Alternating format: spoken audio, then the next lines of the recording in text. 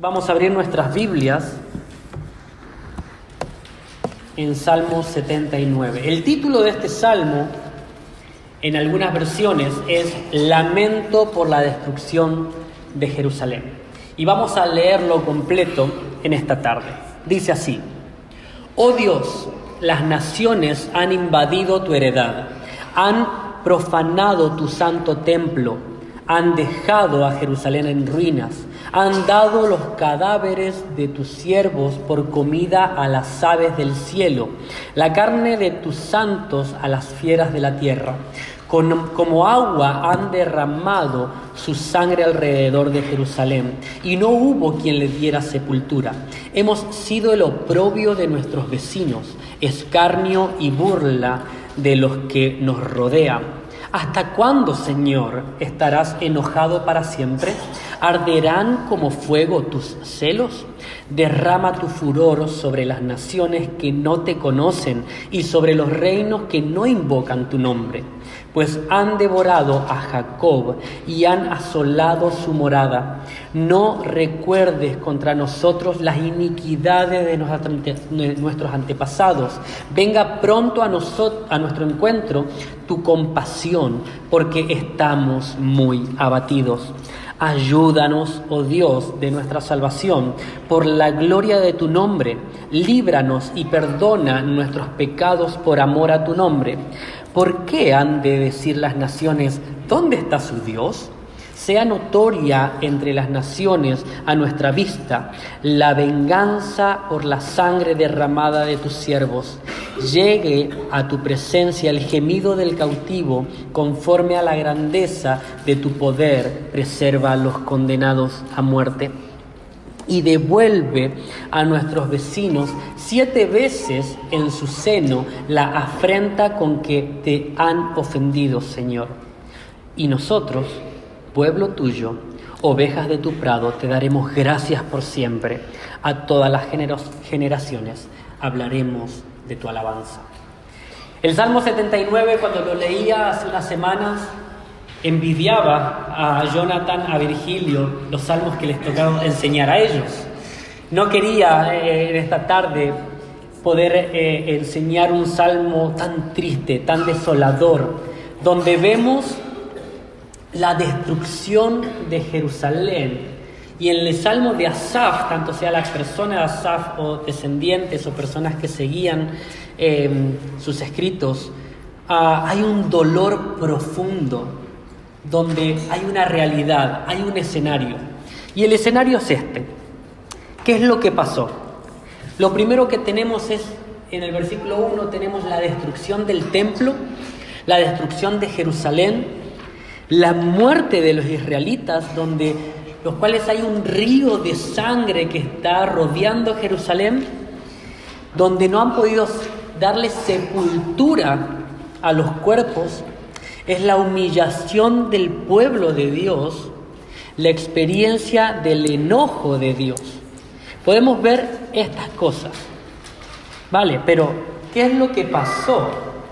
¿Dónde podemos ver en la Biblia tanta destrucción que ha llegado a Jerusalén? Esto lo podemos encontrar, seguramente este salmo está escrito en la experiencia de cuando Babilonia ataca al pueblo de Jerusalén en el año 586 a.C. y es asediada por Babilonia y es visto este escenario en la ciudad de Jerusalén.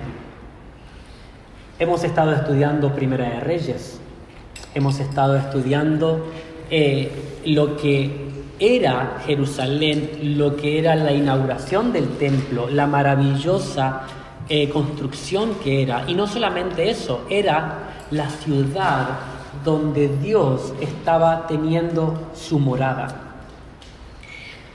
Cuando el salmista ve este escenario, hay destrucción, hay un sentimiento de que Dios ha abandonado o ha dado la espalda al pueblo de Jerusalén, a la ciudad de Jerusalén, a los israelitas, a aquellos que fueron llamados sus hijos. Entonces, hasta ante este escenario hay una gran tristeza, hay un gran dolor. Y no solamente eso, sino que cuando habla de la muerte de los israelitas, donde dice, por ejemplo, es una de las maldiciones que el pueblo de Israel tendría si desobedecían a Dios. Dice en Deuteronomio 28:26, dice: tu cadáver servirá de alimento a las aves de los cielos y las bestias de la tierra, y no habrá quien las espante. El Señor había dicho, y lo hemos estudiado en Primero de Reyes, que si obedeciere mis mandamientos iba a haber bendición, pero si se apartaban de los mandamientos y le daban la espalda, iba a haber destrucción. La cuestión es que termina en el versículo 5 diciendo, o comenzando el versículo 5, dice: ¿hasta cuándo, Señor, vas a estar enojado para siempre? ¿Arderá tu celo como el fuego? ¿Acaso en esta primera sección vemos a un Dios malo, a un Dios injusto, a un Dios que no cumple sus promesas de cuidar a su pueblo? Vamos a ver la siguiente sección porque hay una realidad mejor que podamos ver. ¿Por qué pasó esto? ¿Qué es lo que causó todo esto? Vamos a ver que lo que causa todo esto es a causa de su pecado. Ellos quebrantaron el pacto. Si quieren buscar en sus Biblias, pero yo lo voy a leer, en 2 de Crónicas 36, 11 al 21, demuestra y va a explicar un poco por qué viene esta destrucción en la ciudad de Jerusalén. Dice así: Sedequías tenía 21 años cuando comenzó a reinar. Reinó en Jerusalén 11 años, pero hizo lo malo ante los ojos del Señor su Dios. No se humilló ante el profeta Jeremías, que hablaba de parte del Señor. Además, se rebeló contra el rey Nabucodonosor, a quien había jurado lealtad. Sedequías fue terco y en su obstinación no quiso volverse al Señor, Dios de Israel. También los líderes de los sacerdotes y el pueblo aumentaron su maldad, pues siguieron las prácticas detestables de los países vecinos y contaminaron el templo que el Señor había consagrado para sí en Jerusalén. Por amor a su pueblo y al lugar donde habita el Señor, Dios de sus antepasados, con frecuencia les enviaba advertencias por medio de los mensajeros, es decir, los profetas. Pero ellos se burlaban de los mensajeros de Dios, tenían en poco sus palabras y se mofaban de sus profetas. Por fin el Señor desató su ira contra el pueblo y ya no hubo remedio. Entonces Él envió contra ellos al rey de los babilonios, quien dentro del mismo templo mató con su espada a los jóvenes. No tuvo compasión de los jóvenes, ni de las doncellas, ni de los adultos, ni de ancianos. A todos los entregó Dios en sus manos. Todos los utensilios del templo de Dios, grandes y pequeños, más los tesoros del templo del Señor y los del rey y de sus oficiales, fueron llevados a Babilonia. Incendiaron el templo de Dios, derribaron los muros de Jerusalén, prendieron fuego a su palacio y destruyeron todos los objetos de valor que allí había. A los que salvaron de la muerte, el rey los llevó a Babilonia y fueron esclavos suyos y de sus hijos hasta el establecimiento del rey persa. Así se cumplió la palabra del Señor había pronunciado por medio de Jeremías. La tierra disfrutó de su descanso sabático todo el tiempo que estuvo desolada, hasta que se cumplieron 70 años. Este versículo, estos versículos lo he querido leer para que podamos tener un contexto de cuán desolada ha quedado la ciudad de Jerusalén. Hay un contraste muy grande de lo que nosotros venimos estudiando en Primera de Reyes, la ciudad gloriosa, el templo glorioso, todo preparado para que Dios habite con su pueblo, por la desobediencia de los gobernantes, de los líderes, del pueblo que han dado la espalda a Dios. Dios envió mensajeros, Dios tuvo paciencia, Dios advirtió, pero aún así ha llegado el resultado de lo que ellos habían cosechado. Parece ser que este salmo se está escrito en medio de este exilio, porque después vamos a ver dónde están estas personas que están en prisión, están cautivos. Pero aún sigue 70 años. ¿Hasta cuándo, Señor, vas a estar enojado para siempre? ¿Arderá tu celo como el fuego? Leamos el versículo 8. Oh Dios y Salvador nuestro, 8. No nos tomes en cuenta los pecados de ayer o los pecados de nuestros antepasados. Venga pronto tu misericordia a nuestro encuentro, porque estamos totalmente abatidos. El sentimiento de este salmista es un sentimiento de dolor, de angustia, de desespero, porque está tal vez él pagando consecuencias de algo que no ha hecho. Tal vez sí, pero tal vez no. No son consecuencias directas de lo que ha hecho, pero este es un clamor como nación que van a repetir y van a pedir por misericordia. Ahora, ¿qué es lo que sucede? No estamos hablando de un Dios malo que busca el dolor, que busca el sufrimiento de su pueblo, sino que vamos a ver que es un Dios que cumple sus promesas. Como hemos leído este sábado en Primera de Reyes, capítulo 9, versículos del 4 al 9, dice lo siguiente: en cuanto a ti, cuando está hablando con Salomón, Jehová está hablando con Salomón y le dice: en cuanto a ti, si me sigues con integridad y honestidad, como lo hizo tu padre David, y obedeces en todo lo que te ordene y cumples mis estatutos y leyes, yo afirmaré para siempre tu trono en el reino de Israel, como le prometí a tu padre David cuando le dije: nunca te faltará un descendiente en el trono de Israel.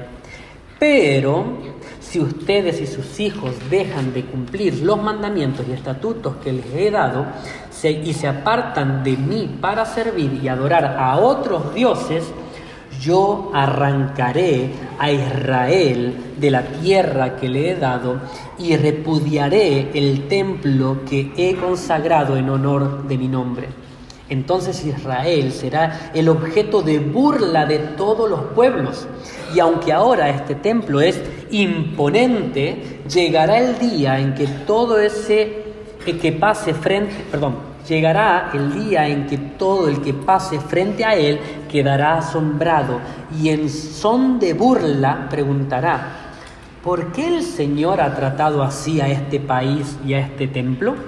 Y le responderán: porque abandonaron al Señor su Dios, que sacó de Egipto a sus antepasados, y se echaron en brazos de otros dioses a los cuales adoraron y sirvieron. Por eso el Señor ha dejado que les sobrevenga tanto desastres. Años y años atrás, Jehová ya había dicho qué iba a suceder si el pueblo escogido que Dios había apartado para sí le daba la espalda. Lo que estamos viendo en este salmo, en esta circunstancia, estamos viendo la consecuencia de un pueblo que le ha dado la espalda a su Dios para ir a servir a otros dioses. Y esta es la consecuencia. Es algo triste, es algo desolador. Pero lo que vemos es ahora el corazón del salmista y lo que pide. ¿Qué es lo que pide? El argumento que él usa es, en el versículo 6 y el 7, es: somos tuyos, ¿vale? Vamos a leerlo. Enójate con las naciones que no te reconocen, con los reinos que no te invocan tu nombre, porque Jacob se lo han devorado y al país lo han dejado en ruina. El corazón del salmista era: somos tu pueblo, seguimos siendo tu pueblo. ¿Por qué estamos sufriendo tanto? ¿Por qué no castigas a los otros que directamente no te sirven, que se burlan de ti directamente? El pueblo está clamando, el pueblo de Israel está clamando misericordia al Dios, al verdadero Dios, reconociendo sus errores. Vamos a ver luego eso. Pero el argumento que él está teniendo aquí es que somos tu pueblo, no nos merecemos esto. Somos tus hijos, somos tu pueblo. Pero ¿qué es lo que pasa? El castigo que ellos estaban recibiendo era un castigo justo. Dice el versículo 8 y 10, que es el centro de la oración: no tomes en cuenta los pecados de nuestros antepasados. Venga pronto tu misericordia a nuestro encuentro, porque estamos totalmente abatidos. Oh Dios y Salvador nuestro, por la gloria de tu nombre, ayúdanos. Por tu nombre, líbranos y perdona nuestros pecados. No hay aquí, en lo que él dice y está expresando, algo que él crea que se merezca el perdón de Dios. No está diciendo: Señor, perdónanos porque lo estamos intentando, estamos tratando de hacer las cosas bien. Ten misericordia de nosotros porque estamos queriendo buscarte, porque queremos reconstruir el templo, porque queremos luchar contra los que se burlan de ti. No, al contrario, dice, primeramente reconoce que hay pecados que ellos han cometido directamente contra Dios. Por eso son las consecuencias claras de un pecado directo como nación. Y pide: venga pronto tu misericordia a nuestro encuentro. La misericordia es algo que realmente no merecen. En este caso, ellos necesitaban paz, necesitaban cesar la guerra, necesitaban prosperidad para esa nación, poder restaurar. Entonces, que tenga Dios misericordia de ellos era que pueda volver a poner su mirada ahí y darle esa paz, esa salvación, esa liberación de aquellos que lo estaban oprimiendo. Pero es algo que ellos no merecían.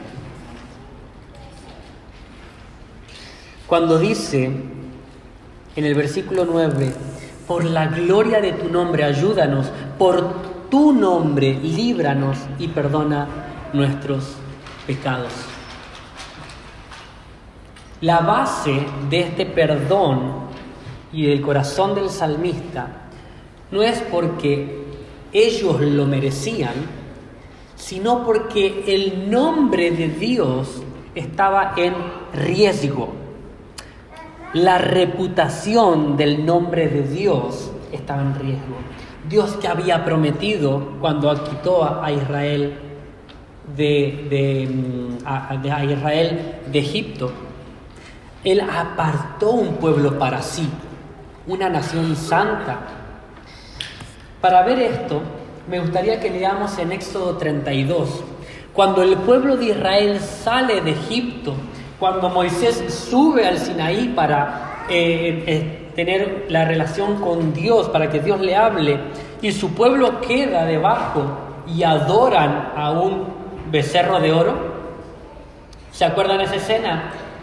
Dios se enoja muchísimo, pero Moisés sube y le dice esto a Jehová. Moisés, en Éxodo 32, ¿está ahí? No, es Éxodo, bueno, ahí está, Éxodo 32, 11, 14. Moisés buscó el favor del Señor su Dios y le suplicó: Señor, ¿por qué ha de encenderse tu ira contra este pueblo tuyo que sacaste de Egipto con gran poder y con mano poderosa? ¿Por qué dar pie a que los egipcios digan que nos sacaste de este país con la intención de matarnos en las montañas y borrarnos de la faz de la tierra? Calma el ardor de tu ira, aplácate y no tengas sobre tu pueblo esta desgracia. Acuérdate de tus siervos Abraham, Isaac e Israel. Tú mismo prometiste que harías a tus descendientes tan numerosos como las estrellas del cielo. Tú prometiste que darías a sus descendientes toda esta tierra como su herencia eterna. Entonces el Señor se calmó y desistió de hacer a su pueblo el daño que había sentenciado. Años atrás había sucedido algo parecido, donde el pueblo había dado descaradamente la espalda a Dios y lo que se merecían era la destrucción total. ¿Pero qué estaba en riesgo ahí? Dios podría haber destruido al pueblo. ¿Cuántas veces el pueblo de Israel se quejó, se quejaba? Se negaba a Dios mismo. El juicio justo para Israel era muerte. Pero ¿qué es lo que sustenta y cuida de que aún Israel siga? Las promesas de Dios mismos. Si Dios incumple sus promesas, ya no sería Dios. Si Dios no cumple la promesa que Él ha prometido, no sería Dios. Sería un Dios injusto, un Dios que incumple sus promesas. Entonces el salmista en este versículo dice, pide perdón y misericordia por la reputación de su nombre. ¿Qué van a decir las naciones si tu pueblo es exterminado y sus promesas no se cumplen? Lo único que sustenta el que Israel no sea extinto son las promesas del Señor. En la tercera parte vemos que Él clama por justicia y compasión. En el 11 y 12 dice que lleguen a tu presencia los gemidos de los cautivos, es aquellos que están exiliados, que están cautivos, presos, y por la fuerza de tu brazo salva a los condenados a muerte. Pide aún misericordia, compasión por aquellas personas que están sufriendo las consecuencias de sus antepasados. Pero no solamente eso, sino que en el 12 dice, Señor, haz que sientan nuestros vecinos 7 veces y en carne propia el oprobio que han lanzado contra ti. Aquí hay una gran diferencia entre una venganza propia a una venganza divina que viene de parte de Dios. Lo que está pidiendo aquí el salmista no es una venganza personal, sino que realmente es algo que Dios va a poder ejercer y lo que las demás naciones se merecen, que es muerte, porque se burlan de Dios mismo. Entonces, en este escenario, las naciones de alrededor se están burlando de Israel porque Dios ha hecho un paso para atrás y ha dejado a Israel que las naciones puedan usurparlos, que puedan llegar a poder a derrotarlos. Pero los que realmente se merecen la condenación de Dios mismo son esas naciones que se burlan de Dios. Entonces, lo que el salmista está pidiendo es justicia, una justicia divina de lo que realmente todos merecían, más aquellos que niegan el nombre de Dios, que es la muerte y muerte eterna. Pero ¿cómo termina el Salmo? ¿Y qué es lo que dice el salmista que pasará si Dios actúa? Si Dios actúa según lo que Él ha prometido y viene salvación para sus vidas, dice así: daremos gracias, nosotros tu pueblo y ovejas de tu prado, te alabaremos por siempre, de generación en generación cantaremos tus alabanzas. El Salmo termina con un deseo de realmente que Dios actúe, porque reconocen que han hecho mal delante de Dios, han pecado y ellos eran merecedores de ese sufrimiento que están recibiendo. Pero como Dios es un Dios justo y un Dios que promete, les ha prometido que iba a ser un Dios de salvación para su pueblo también. Iba a ser un Dios justo que si se volvían a Él, iban a poder disfrutar del favor y de las bendiciones de Dios. Entonces lo que está haciendo el salmista es volviendo a Dios de su salvación, como nación también. En este Salmo lo que podemos ver es un ejemplo de arrepentimiento, un ejemplo de arrepentimiento de la nación de Israel, de Jerusalén, de la ciudad de Jerusalén, y que muchos han repetido en sus oraciones para buscar la misericordia de Dios ante sus vidas, ante los acontecimientos que rodeaban su vida. Podemos ver un ejemplo de arrepentimiento.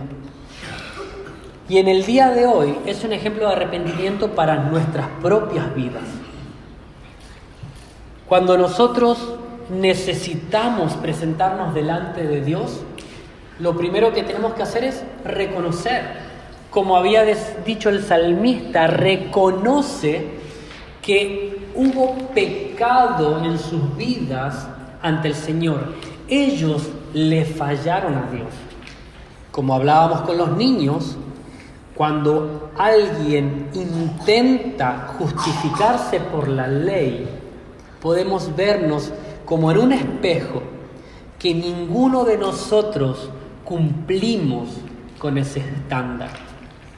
Nosotros le fallamos a Dios, le damos nuestra espalda a Dios.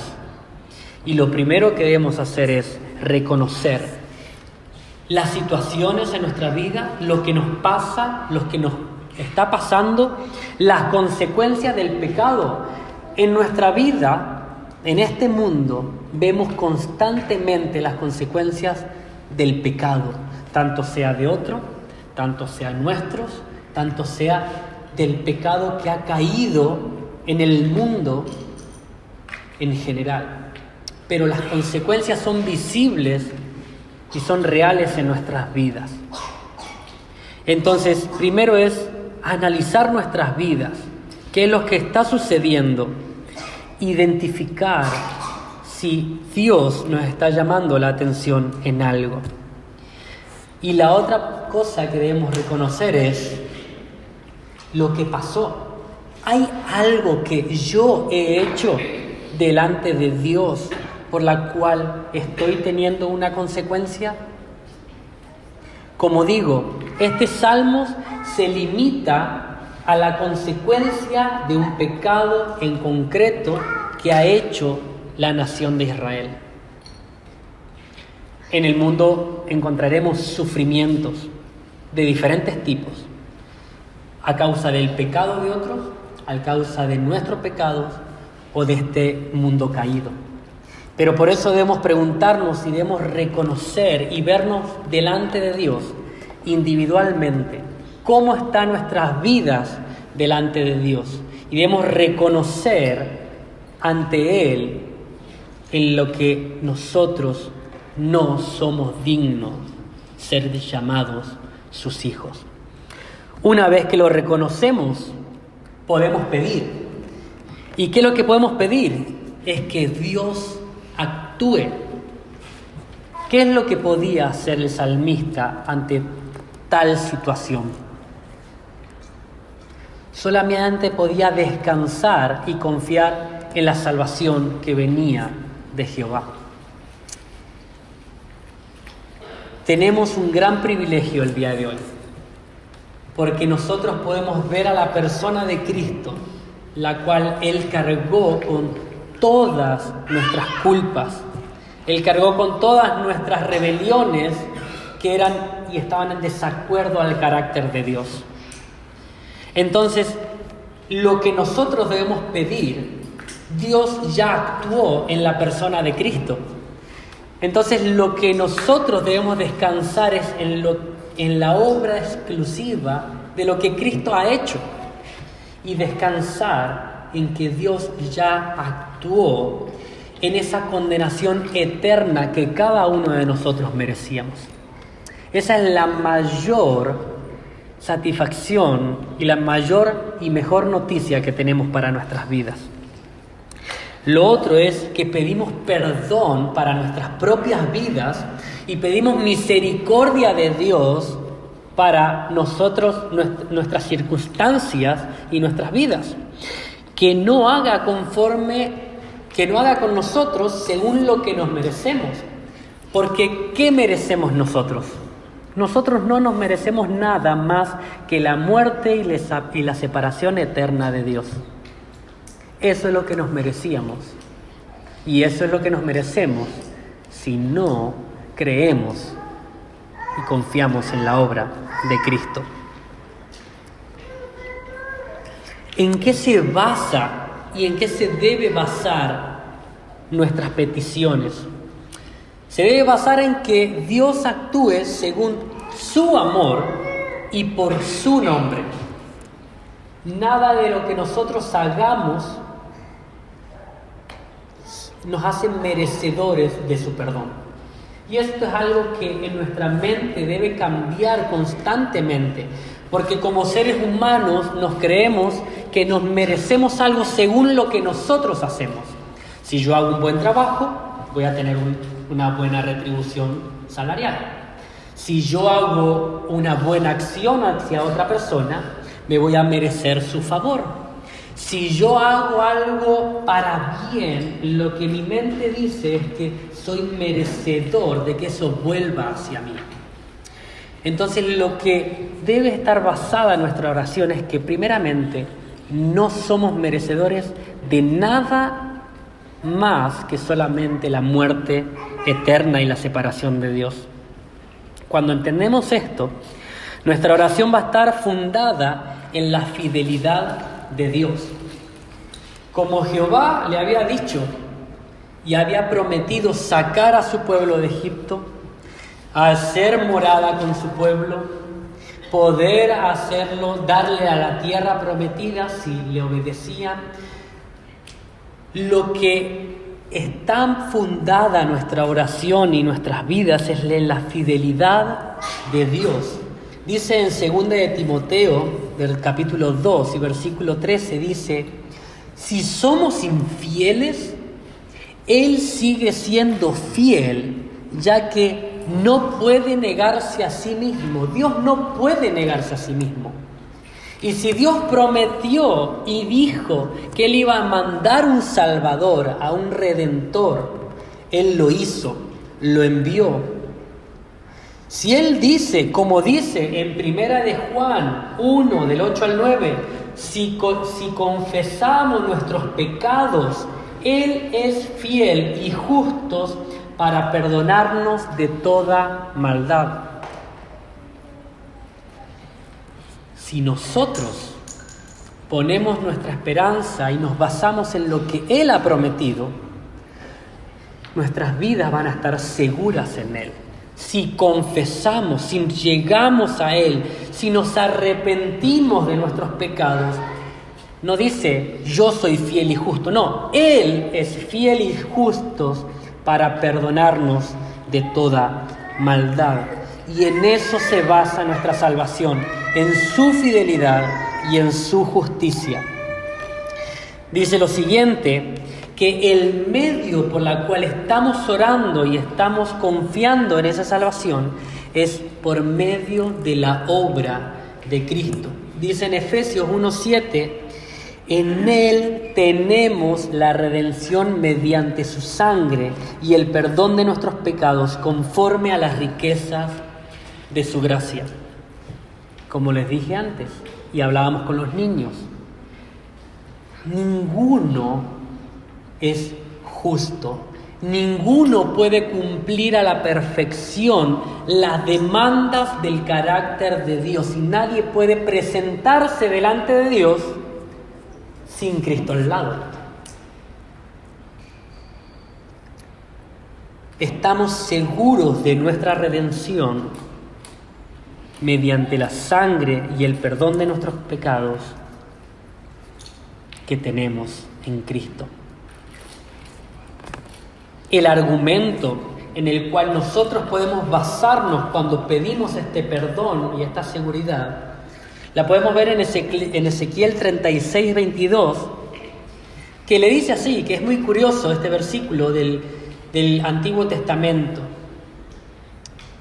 Dice, por eso, adviértele al pueblo de Israel que así dice el Señor y Dios: voy a actuar, pero no por ustedes, sino por causa de mi santo nombre, que ustedes han profanado ante las naciones por donde han ido.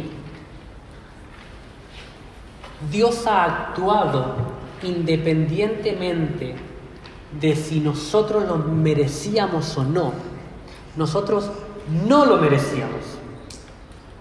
Es la bondad, la gracia, la misericordia, el regalo inmerecido que Dios ha querido dar a su creación. Voy a actuar, pero no por ustedes, sino por causa de mi santo nombre. Él está obrando a través de la historia por reputación de su nombre, porque Él cumple sus promesas y lo que Él ha dicho, lo hará. Nosotros ahí en este versículo dice que Israel ha profanado entre las naciones por donde ha ido. Esa era nuestra propia situación. Nosotros hemos negado a Dios en cada momento de nuestras vidas. Por eso damos gracias a Dios que nuestra salvación no se basa en nosotros, ni en lo que nosotros hagamos, sino se basa en Él. Y dice que nosotros al poder orar, cuando oramos y clamamos a Dios por misericordias en nuestras vidas, lo hacemos de esta manera. Cuando dice en Hebreos 4:16, dice: así que acerquémonos confiadamente al trono de la gracia para recibir la misericordia y encontrar la gracia que nos ayude oportunamente. Acercarnos confiadamente al trono de la gracia. Esto es lo que nos permite orar con confianza cuando estamos confiando en la obra de Cristo en nuestras vidas, porque ha sido Cristo el que ha cumplido y no nosotros.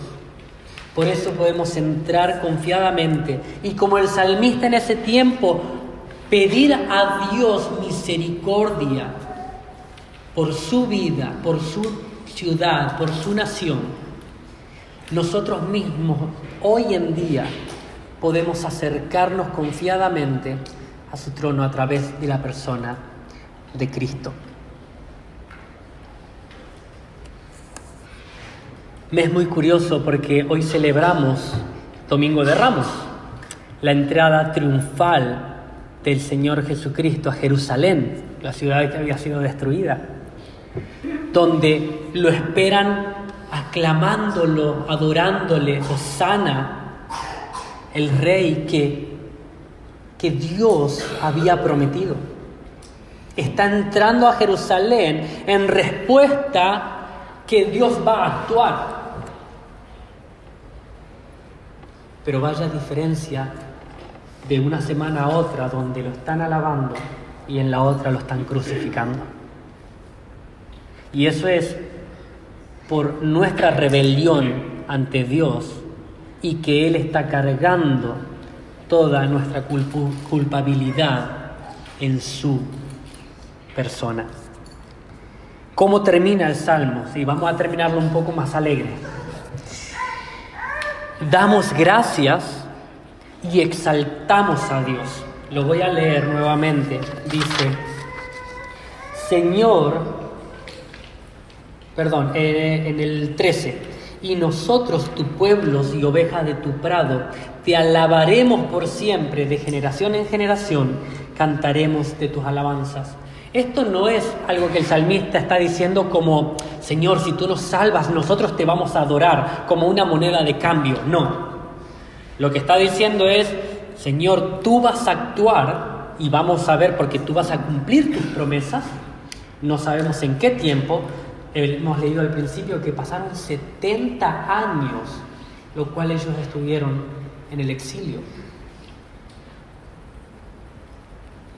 Ellos tenían la confianza en las promesas de Dios. Pero cuando tú, Dios, actúes y muestres tu gloria nuevamente, daremos gracias y alabaremos tu nombre por las generaciones. Hemos estudiado este miércoles en el Leora Canta Colosenses 1 del 10 al 14, que me gustaría leerlo para ustedes, porque es un ánimo para nuestras vidas. Cuando nosotros entregamos nuestras vidas al Señor y confiamos en lo que Él ha hecho y confesamos nuestros pecados y nuestra confianza está en lo que Él ha hecho, es para que nosotros podamos vivir una vida digna del Señor, es decir, que seamos compatibles o alineados con su carácter. Y dice así, para que vivan de manera digna del Señor, agradándole en todo. Esto implica dar fruto en toda buena obra, crecer en el conocimiento de Dios y ser fortalecidos en todos sentidos con su glorioso poder. Así perseverarán con paciencia en toda situación. Perseverarán con paciencia en toda situación. No importa la situación en la cual estemos pasando. Las consecuencias de nuestro propio pecado, del pecado de las personas que estén a nuestro alrededor, las consecuencias del pecado en el que esté sumergido este mundo. La manera en que nosotros debemos vivir es una manera digna del Señor. Así perseverarán con paciencia en toda situación y con mucha alegría darán gracias al Padre. Él los ha facultado para participar de la herencia de los creyentes en el reino de la luz. Participar en la herencia. ¿Dónde hemos visto en estos versículos que habla de la herencia? Al principio dice que el primer versículo, oh Dios, los pueblos paganos han invadido tu heredad, lo que Dios había apartado. Nosotros ahora mismo somos el pueblo de Dios, en el cual Cristo nos ha hecho partícipes y somos su pueblo. Versículo 13 me encanta. Él nos libró del dominio de la oscuridad y nos trasladó al reino de su amado Hijo, en quien tenemos redención y perdón de pecados. Cuando nuestras vidas se basan en vivir una vida alineada a lo que Dios manda en su palabra, vamos a poder vivir una vida que vamos a perseverar con paciencia y vamos a encontrar nuestro descanso y alegría y vamos a dar gracias y alabar su nombre por lo que Él ha hecho. Dios va a cumple sus promesas y va a seguir cumpliéndolas. Lo que Él ha prometido es que un día vendrá por su pueblo. Un día estaremos adorándole todos juntos por su obra, su misericordia, su amor, sus gracias por nuestras vidas, su gracia por nuestras vidas. pero aún vivimos en un mundo caído, en un mundo por el cual estamos siendo afectados por el pecado. Mirémonos nosotros mismos en cómo estamos delante de Dios y acerquémonos confiadamente, porque si confesamos nuestros pecados, Él es fiel y justo para perdonarnos de toda maldad. He leído esta frase que me gustaría que la leamos. Dice: no todo sufrimiento es castigo de Dios. No todo lo que suframos es castigo de Dios. Como hijos de Dios, nuestro castigo ya cayó sobre Cristo. Nuestra mayor condenación la mayor ira de Dios fue volcada hacia su Hijo, Cristo. Pero sí vivimos en un mundo caído. Y Dios usa incluso el dolor para formarnos, corregirnos y acercarnos a Él. Por eso cuando sufrimos, no vivimos con miedo, sino con confianza, sabiendo que Dios sigue obrando.